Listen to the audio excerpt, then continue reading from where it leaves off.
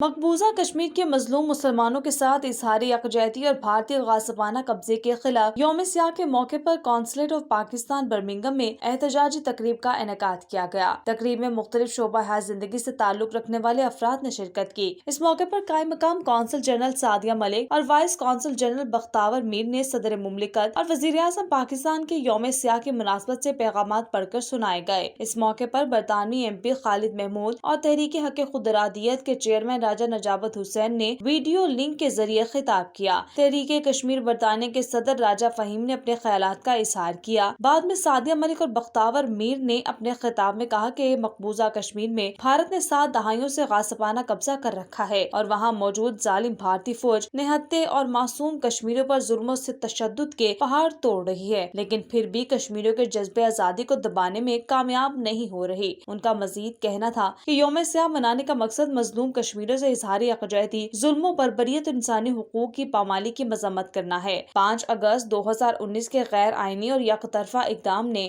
کشمیریوں کی حالت زار کو بدتر کر دیا ہے۔ انہوں نے کہا کہ حق خود ارادیت کو تسلیم کرنے سے انکار کے علاوہ بنیادی ضروریات زندگی سے محروم کر کے کشمیریوں کو گھروں میں قید کر دیا گیا ہے۔ پاکستان کشمیریوں کے حق خود ارادیت کے لیے سیاسی، اخلاقی اور سفارتی حمایت جاری رکھے گا۔ آخر میں کشمیری چھوٹے بچوں نے ملی نغمے پر پرفارمنس کر کے مقبوضہ کشمیر کے عوام کے ساتھ اظہار یکجہتی کیا۔ آئیے دیکھتے ہیں مزید انہوں نے کیا کہا۔ Bختیار Mir, Vice Chancellor of the Pakistan Consulate in Birmingham. Today, we have all gathered here to express our solidarity with the people of Indian-occupied Jammu and Kashmir on the Kashmir Black Day.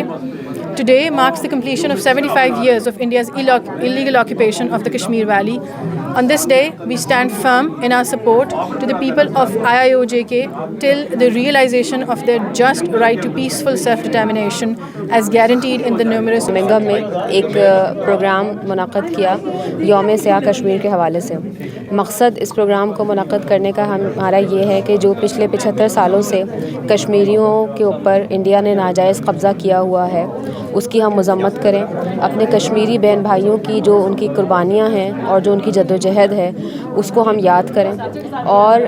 ہم اس عزم کا اعادہ کریں کہ جب تک کشمیر مکمل طور پر انڈیا کے ناجائز تسلط سے آزاد نہیں ہو جاتا ہم اپنے کشمیری بہن بھائیوں کی اخلاقی، سیاسی اور سفارتی حمایت جاری رکھیں۔ سے ایک ہماری جو واضح پالیسی ہے کہ ہمیں بڑے لیول کے اوپر سڑکوں پر آ کر بھارت کے ظالمانہ چہرے کو بے نقاب کرنا چاہیے۔ جب لاکھوں لوگ لندن کی سڑکوں پر 1 ہفتہ 2 ہفتے بیٹھیں گے تو آپ دیکھیں گے کہ یہ میڈیا بھی آپ کے ساتھ ہوگا، یہ پارلیمنٹ بھی آپ کے ساتھ ہوگی اور جو پارٹی پالیسیز ہم چاہتے ہیں کہ یہاں کی تبدیل کرنا چاہتے ہیں وہ بھی تبدیل ہوگی، اور جو برطانیہ کی جو کرنٹ پالیسی ہے کہ this is a bilateral issue, اس پالیسی کو بھی ہم تبدیل اسی وجہ سے کر سکتے ہیں جب لاکھوں کشمیری اور پاکستانی اور انسانیت سے محبت رکھنے لوگ سڑکوں پر نکلیں گے، صدائے احتجاج بلند کریں گے، اور انشاءاللہ جس طرح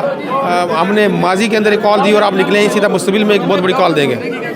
آج مقبوضہ کشمیر کے حوالے سے جس طرح دنیا بھر کے اندر آج یوم سیاہ بنایا گیا، آج جو بھارت یوم جمہوریہ بنا رہا ہے اس کے خلاف یوم سیاہ بنایا گیا، اور ہماری جنگ اس وقت تک جاری ساری رہے گی جب تک مقبوضہ کشمیر آزاد نہیں ہو جاتا۔ ہم لوگوں نے اس پرچم تلے، کشمیر کے پرچم تلے اس بات کا تہیہ کیا ہے کہ انشاءاللہ تعالی کشمیریوں کو ان کا خود ارادیت مل کے رہے گا، اور یہ پروٹیسٹ، یہ